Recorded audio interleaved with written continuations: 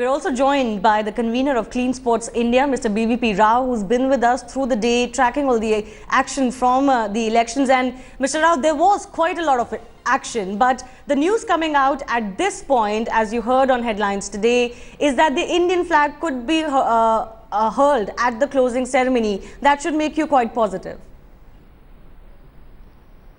Shivani, actually, Indian flag could have been hosted at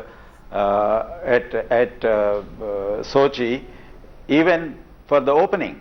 You see, IOC requested these guys to hold the election on the 2nd, so that they had an executive meeting on 3rd and 4th in Sochi. They could have lifted the ban and given the Indian tricolor to our athletes right there. These guys sat through the thing and they held the election today. IOC is very keen, and I am glad that if they do it, at least in the closing ceremony, India's flag will be up in Sochi in our Shiva Keshan's hand.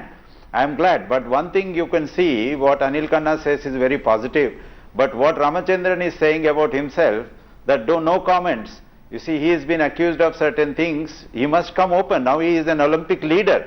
He must come open and clear himself, or ask for some inquiry and clear itself, but he cannot go on saying that no comment. Right. So this is, again, it's not a good beginning from Ramachandran. All right, the case against Ramachandran, as headlines today had reported, is on in the Delhi High Court, and the hearing will come up soon. We'll just have to wait and see if the road ahead for Mr. Ramachandran is going to be tricky. Mr. Rao, thanks a lot for joining us. Overall, the hope for Indian fans is that India will be back in the Olympic fold as quickly as possible.